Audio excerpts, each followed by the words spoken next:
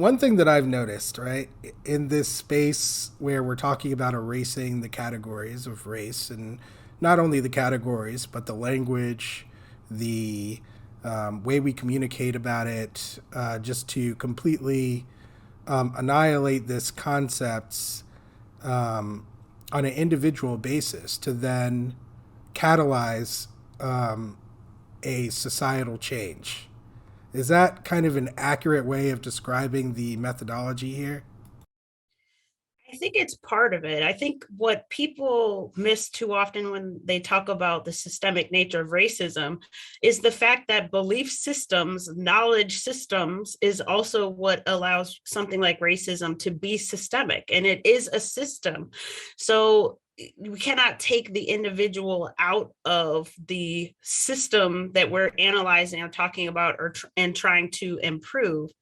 Thereby, if we recognize that the continued belief and upholding of race ideology is the cause for and helping to maintain racism in a systemic manner, then it makes sense to me to drill down into that part of society where we continue to teach generation after generation that this is what the society is, this is what it will always be, that this makes sense, that this is a productive way to think of ourselves and to divide ourselves amongst ourselves, and so on and so forth.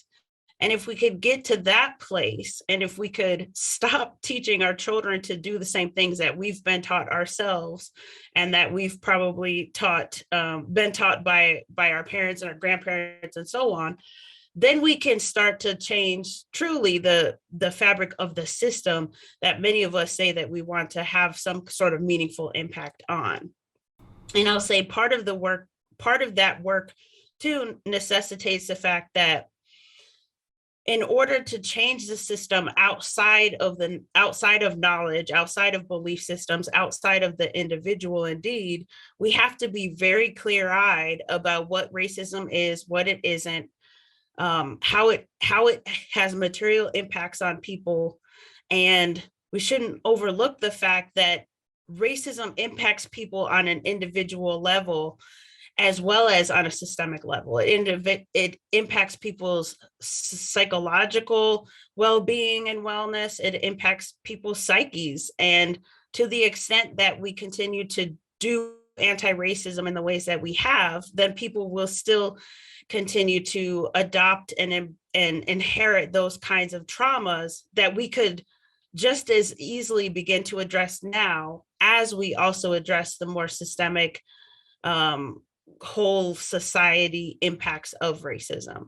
Yeah, I'm totally on board with all that. I totally agree that we need to attack the problem from multiple angles because it's a multidimensional problem.